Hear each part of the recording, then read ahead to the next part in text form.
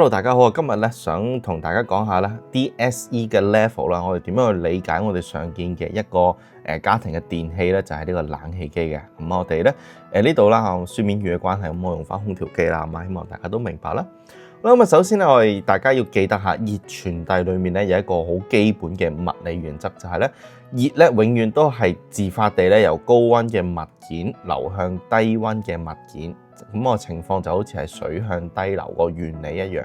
咁但係啦，一個冷氣機佢嘅任務咧就係令到一個室內嘅空間變凍啊嘛。咁亦即係話咧，我哋將熱咧由較凍嘅室內咧搬咗出去較熱嘅室外。咁呢一個咧係違反咗自然嘅流向嘅。咁啊，如果根據翻熱力學嘅第二定律嘅話咧，我哋要做呢一個過程咧，我哋就必須要輸入一個能量。我哋咧要對成個系統咧去做一個功嚇，我哋要做一個 work done 入去嘅。咁所以咧，如果我哋要搬運熱啦，首先我哋需要一個媒介。咁呢個媒介咧，我哋叫做製冷劑。咁啊，理想嘅製冷劑咧，佢就具備一個好高嘅氣化比潛熱嘅。亦即係意味住啦，咁我只要將好少嘅製冷劑咧發生一個嘅物態變化咧，咁我就可以搬運到一個好大嘅熱能啦。咁而我哋去揀選呢一啲嘅製冷劑嘅時候咧，佢都係咧要對個壓力咧同個氣溫係非常之敏感嘅。咁因為我哋可以輕輕地調整呢啲嘅氣壓啊，同埋一個嘅溫度咧，我哋就可以令到佢喺氣體同液體之間咧作出一個轉變，咁從而咧就令到熱咧可以經過呢一啲嘅氣化比潛熱咧去做一個熱嘅運輸咁樣啦。咁啊，成個循環咧其實係由一個壓縮機咧去帶動嘅。壓縮機咧就對住一啲氣態咗嘅製冷劑咧作功，令到佢壓縮。咁呢個時候咧，呢啲製冷劑嘅壓強同埋溫度咧係會急劇增加。咁啊，佢甚至乎咧，佢會比室外嘅氣溫咧係要高嘅。咁呢啲製冷劑咧咁高壓高溫嘅製冷劑咧，就會流經去到室外嘅冷凝器。咁啊，因為咧佢個溫度咧係高於室外嘅原因啦，咁所以咧熱咧就會自然咧流向室外嘅嗰啲空氣即係經過個管道嘅接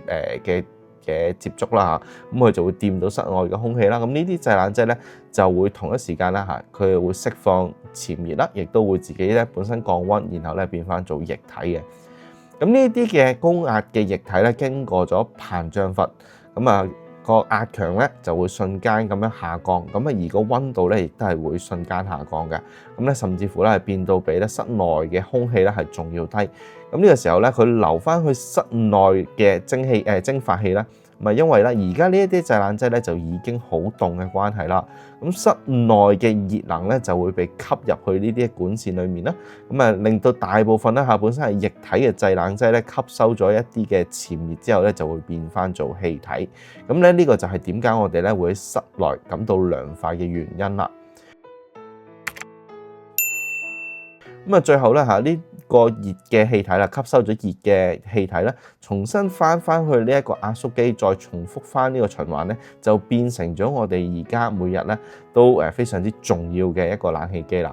所以簡單嚟講啦呢個冷氣機咧唔係，其實佢自己本身就唔係製造冷氣，佢係透過佢裡面個壓縮機咧去搬運一啲嘅熱能嘅啫。嗱，咁喺考試裏面咧最近可能喺mock卷裏面都見過啦有幾個觀念咧，其實同學咧都係經常會出錯啊。咁第一個觀點咧就係咧其實呢一啲嘅冷氣機裏面嘅熱交換咧，係淨係喺嗰個蒸發器或者喺個冷凝器嗰啲金屬片上面發生嘅啫。嗱，我應該咁講啦大部分嘅熱交換都係喺蒸發器同埋冷凝器嘅金屬片上面發生嘅啫。咁嗰個壓縮機本身咧，其實純粹係提供咗一啲動力咧，同埋一啲嘅氣壓啦氣壓嘅改變咧，去促成成件事嘅。咁所以千祈唔好諗啦即係有人咧會以為咧係壓縮機咧強迫嗰啲嘅製冷劑咧去作出一啲嘅物態變化，可能係氣體變液體或者液體變氣體啦咁但係其實咧呢個嘅物態變化咧呢一個原因咧係因為室內空氣或者室外空氣同呢啲嘅製冷劑發生嘅一啲熱交換而造成嘅一個結果唔關呢一個嘅壓縮機事，唔係壓縮機咧逼到佢咧去放一啲潛熱或者係吸收一啲潛熱嘅。咁所以記得嗰個關鍵概念咧就喺個溫差嗰度。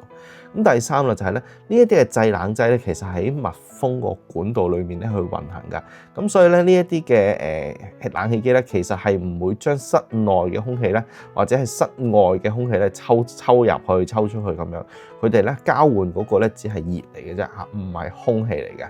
咁最後一個都經常錯嘅一啲概念啦，就係話咁點解唔用水咧嚇？即係會有同學喺答題目嗰陣時候咧寫喂冷氣機裏面係水咁樣，點解唔用水咧？咁其實因為咧水咧喺標準大氣壓強之下咧，佢嘅沸點咧係100度啊。咁如果我喺一個普通嘅氣温啦嚇，我哋日常生活嘅氣温可能20幾度、30幾度咁樣咯，咁你係好難用到壓縮機咧強行咁樣加壓嘅，令到佢咧去作出一個變態。咁所以水咧並不是咧一個冷氣機裏面咧會使用嘅一個製冷劑嚟嘅。好啦，咁啊希望啦嚇，即係今日呢一個短片咧，好快嘅啫，好高速咁樣咧，同大家溫翻呢一個冷氣機嘅概念，咁希望幫助到大家咧去考呢一個 DSE 嘅考試。咁我今日講到嚟呢度，下次再見，拜拜。如果你支持井頻道嘅製作嘅，請你記得支持4部曲 CLSS Comment Like Share Subscribe。希望咧大家可以繼續支持咧我哋一個人嘅廣東話教學製作。如果你有其他有興趣嘅課題，歡迎咧留言話俾我知，我會優先製作嘅。我哋下次再見啦，拜拜。